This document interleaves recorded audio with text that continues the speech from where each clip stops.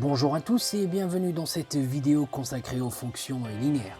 Alors ce cours se compose de trois parties. Première partie sur la proportionnalité, rappel donc de la notion de proportionnalité et du lien entre proportionnalité et fonctions linéaires. Deuxième partie consacrée à l'étude des fonctions linéaires et troisième partie au calcul de pourcentage, bien évidemment en utilisant les fonctions linéaires. Première partie, rappel sur la proportionnalité, nous allons voir deux cas de situation. Une, bien évidemment, où la proportionnalité est à prouver, c'est-à-dire qu'il faut montrer que cette situation est proportionnelle ou pas. Et la deuxième situation, donc où l'on part d'une situation proportionnelle et on doit arriver à une fonction qui va modéliser cette situation de proportionnalité. Premier cas tout de suite, nous avons un exemple avec un tableau où l'on a dans la ligne du haut un nombre de chocolat et dans la ligne du bas le prix associé en euros. Donc si j'essaye d'interpréter ce tableau ici, je regarde dans la ligne du haut, j'ai par exemple deux chocolats et le prix à payer pour ces deux chocolats est de 4 euros. 10 chocolats, le prix à payer est de 20 euros et ainsi de suite. Donc ici, si je veux montrer que ce tableau est proportionnel ou pas, donc ce que je vais faire, c'est diviser tous les nombres de la ligne du bas, c'est-à-dire la ligne prix en euros, sur les nombres de la ligne du haut qui correspondent bien évidemment, nombre de chocolat. Donc je vais diviser 4 par 2, 20 par 10, 10 par 4 et 26 par 13. Pour affirmer que cette situation est proportionnelle, il faut absolument que je trouve le même quotient lorsque j'effectue toutes ces divisions.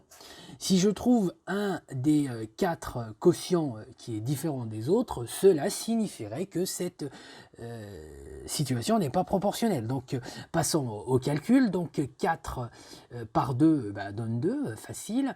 Ensuite 20 par 10 donne 2 également. 10 par 4, alors ici c'est différent. Nous avons 2,5. Et 2,5 effectivement nous montre d'ores et déjà que cette situation décrite par ce tableau n'est pas une situation de proportionnalité. Donc à ce stade, je peux affirmer cela et il est inutile de continuer les calculs. Continuons juste pour voir, donc 26 par 13 qui est égal à 2, mais effectivement, cette situation n'est pas proportionnelle parce que il y a un des rapports ici qui donne un quotient qui est différent des autres. Nous allons voir un autre exemple pour essayer de montrer une autre situation, donc voir si elle est proportionnelle ou pas. Toujours, nombre de chocolats dans la ligne du haut, le prix associé en euros. On va dire que dans cet exemple, on est chez un autre chocolatier. Alors, nous avons donc nombre de chocolats, 6.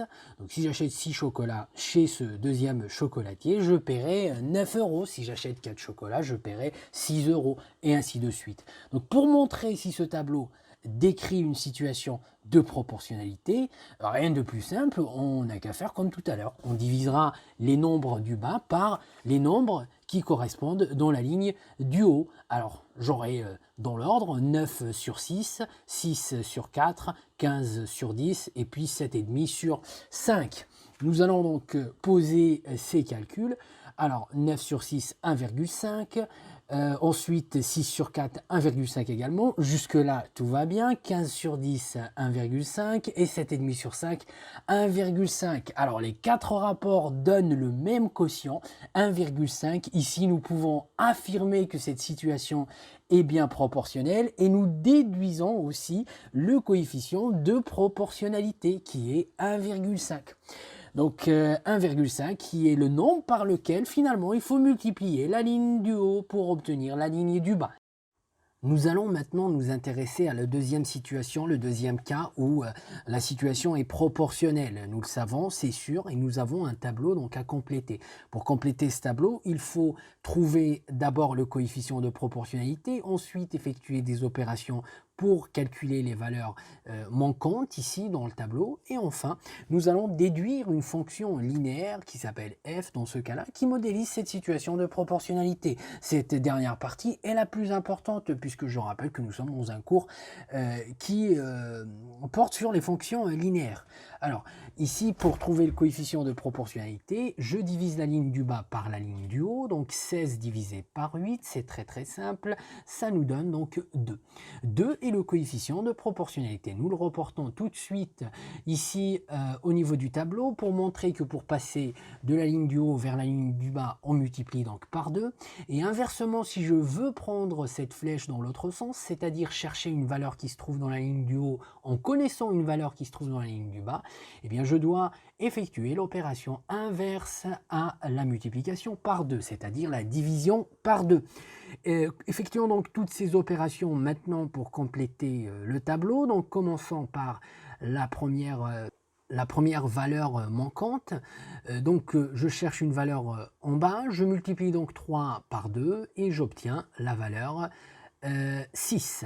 Ensuite, si je cherche la valeur ici, on voit bien que c'est une valeur de la ligne du haut, donc c'est une division que nous allons faire. 22 divisé par 2, cela donne 11. Et enfin, dernier calcul, nous cherchons la valeur associée à x, et cette fois x ici désigne le nombre de chocolats, et nous cherchons le prix à payer pour ce x nombre de chocolats.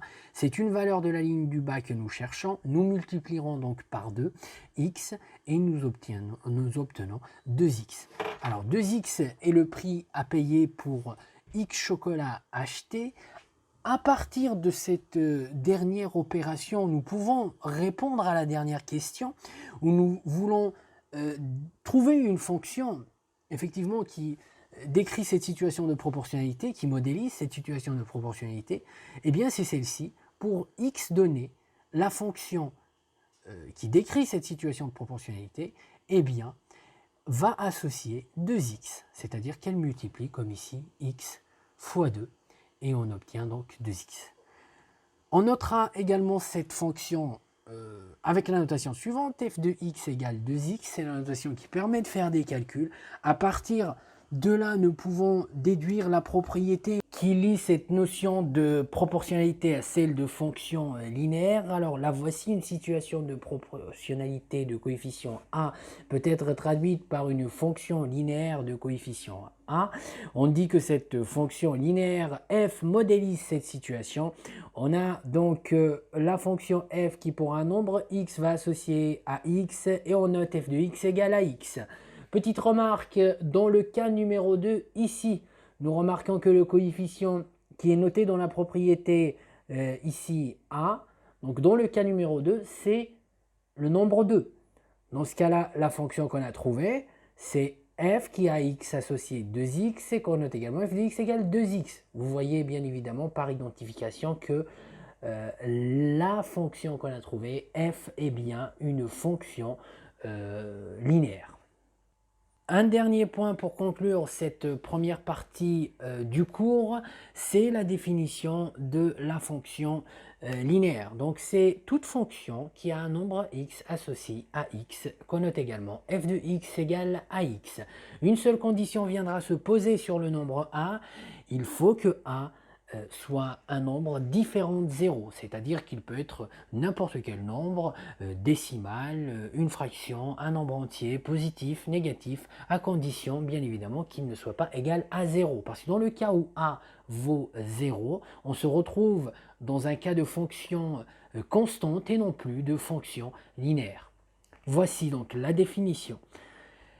On appelle fonction linéaire de coefficient a toute fonction de la forme f associé à x, un autre nombre à x. On note également f de x égale à x. Donc c'est cette définition qu'il faut retenir pour apprendre donc la fonction linéaire. Nous allons donner deux exemples maintenant pour retrouver la fonction donc, qui est décrite.